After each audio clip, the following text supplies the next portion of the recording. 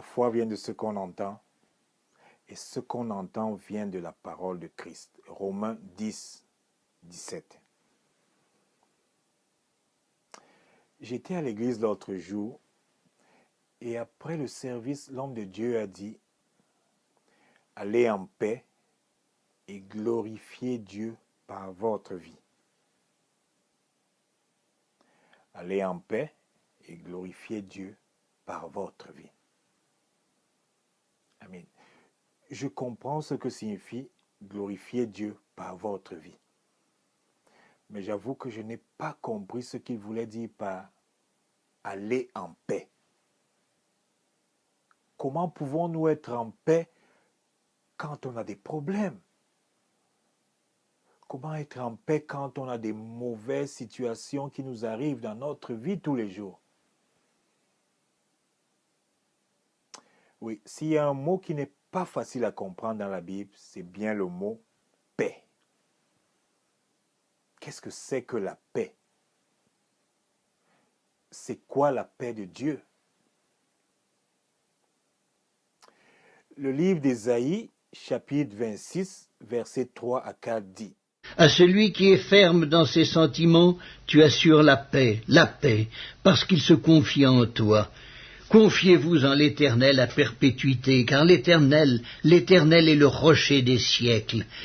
À celui qui est ferme dans ses positions, tu assures la paix. La paix, parce qu'il met sa confiance en toi. Nous avons tous une idée de ce que c'est la paix. Certaines personnes disent que la paix, c'est l'absence de la guerre.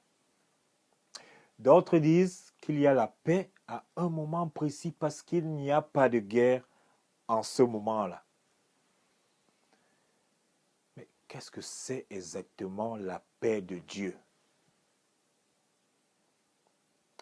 Dans l'Ancien Testament, il y a un mot qui revient constamment. C'est le mot shalom. Beaucoup d'entre nous associent justement ce mot à la paix. Shalom, paix. Mais si nous cherchons profondément la signification, l'origine du mot shalom, nous nous rendrons compte que c'est plutôt un synonyme au mot sainteté, prospérité, intégralité. La paix de Dieu vient du mot shalom, qui est un mot hébreu et dont la traduction arabe est salam, paix. Ce mot shalom ou salam ou paix veut aussi dire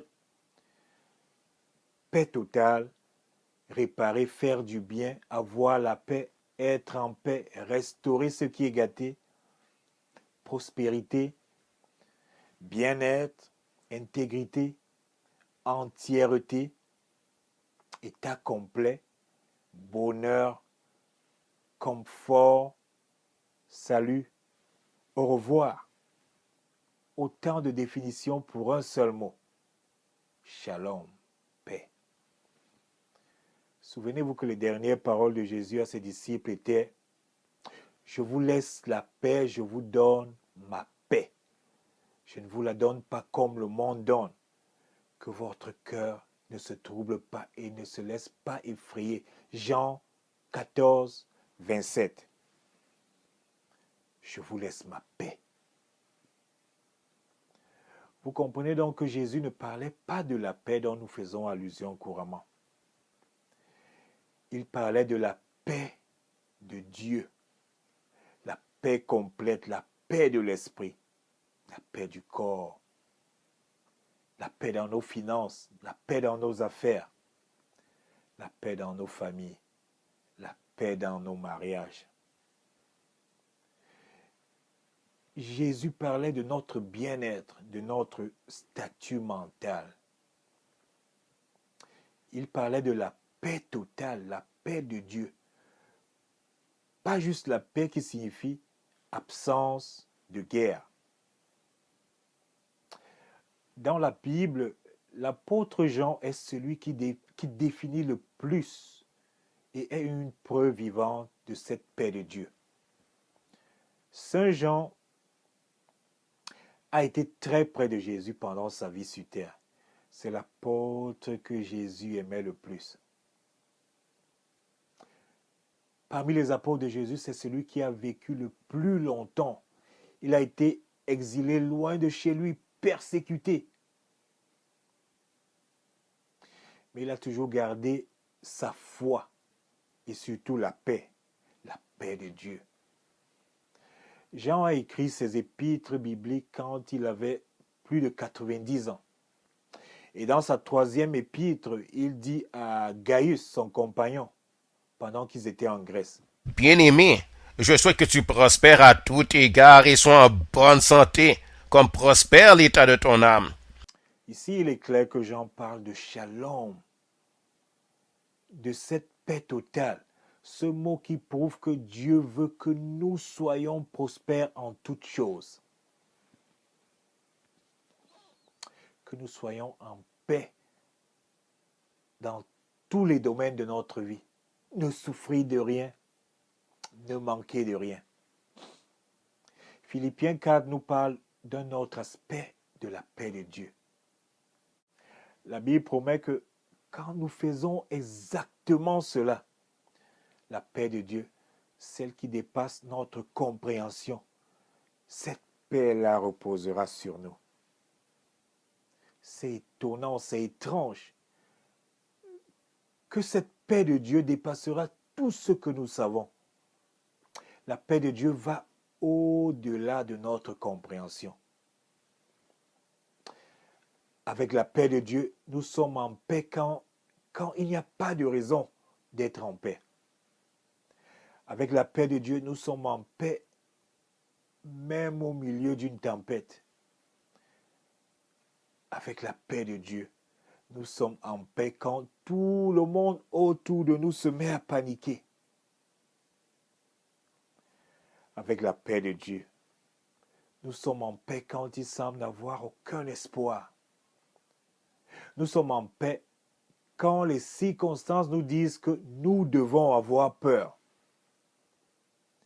C'est ça la paix de Dieu. C'est ça la paix dont Jésus parlait. Je vous laisse ma paix. Je vous donne ma paix. Et nous pouvons avoir cette paix seulement quand nous faisons connaître nos besoins à Dieu par des prières. C'est ce que la Bible nous dit. Cette paix gardera notre esprit, notre cœur. Lorsque des non-chrétiens manqueront de sommeil la nuit et seront stressés, nous les chrétiens, nous dormirons sans souci. Nous serons en paix. C'est ça la paix de Dieu. La paix qui dépasse notre entendement. Mais comment atteindre ce niveau? Je suis ravi que vous posiez la question. En faisant tout simplement ce que la Bible nous demande de faire. Faites connaître à Dieu vos besoins. En tant que créature de Dieu, nous avons des besoins. Alors, présentons ces besoins à Dieu. C'est notre créateur. Mais présentons ces besoins à Dieu en passant par Jésus-Christ. Et alors là, sa paix reposera sur nous. Cette même paix gardera nos esprits, nos cœurs. Et nous pourrons vivre ce shalom. Mes frères et sœurs, je vous encourage à aller à l'église. Écoutez les conseils de votre prêtre, de votre pasteur. Payez la dîme. Cette action permet de propager l'évangile de Jésus-Christ. Et avant que vous n'obteniez cette paix, ce shalom, je sais que l'ennemi va tenter de vous décourager. N'oubliez pas ce que 2 Corinthiens 5:7 dit. Marchez par la foi et non par la vue.